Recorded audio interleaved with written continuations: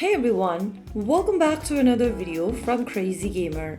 Today in this video, I'm gonna be guiding you through how you can easily change your Nintendo avatar. First of all, launch open a web browser on your computer or your mobile devices and type in nintendo.com in the URL box. Log into your Nintendo account like you normally do, and once logged into the home page, go ahead and click on your profile icon at the top right corner.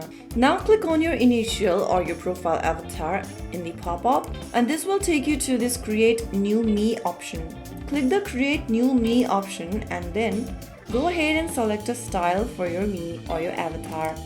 Now choose your face's shape and other options such as the blush on your face, your face type, and then go to color. Now choose your skin color for your avatar and click finish at the top right.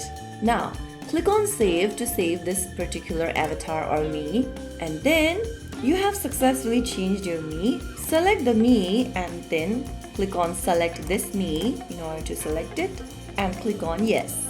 Soon after you do that, you have successfully changed your me or avatar on Nintendo.com. So that is how it's super easily done. If you found the video helpful, don't forget to like, share and subscribe to our channel. I will be back again in the next episode. Thank you for watching.